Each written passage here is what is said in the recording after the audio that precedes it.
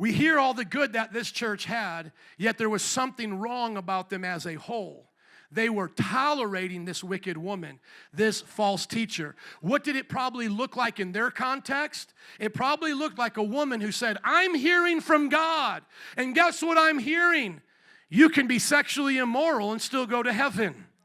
She said, I'm hearing from God, and guess what? You can find other paths to heaven, and you'll be all right. Who would be like a modern Jezebel today? Like an Oprah, an Ellen? Someone that looks pious on the outside. Someone that you would say, boy, I bet I could trust you. You sound like a nice person. But on the inside, leading people to hell. Not through force, not through what we would call advertent, outwardly known manipulation, cultish behavior, but really just saying it's okay. And let's think about how it looks like in our culture. When Oprah says, I live with a man named Stedman, but that's not my husband, does everybody go, ooh, you're Satan, you're going to hell? No, everybody goes, well, you guys respect each other.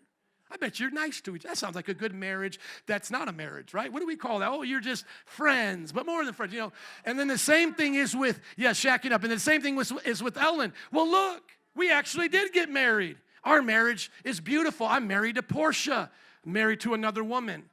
Now, how many know when you look at that, you're looking at sin, but you're not looking at what would be outwardly disgusting to the world. To us, we know better, but to the world, what does it look like? Looks like a happy home. Looks like a happy family. Now watch this. He's going to deal with Jezebel, and he's going to deal with Jezebel's followers. But who is he upset with first? The people tolerating it.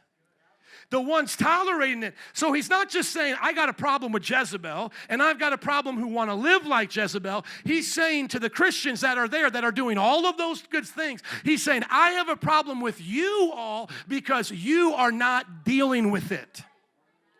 See, we have to deal with problems in the church. This is where we just go back to the same things we've already learned in the previous churches. If we call toleration of sin grace, we're actually misunderstanding what grace is. Grace is not tolerating of sin. If I was to have, God forbid, an adulterous affair against my wife, her tolerating that is not grace.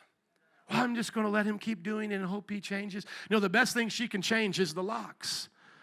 Don't wait for me to change the locks. Lock me out. That's grace. See, grace is helping people to change, not empowering them to remain in their sin. Grace is not an excuse to remain in sin. It's the empowerment to change.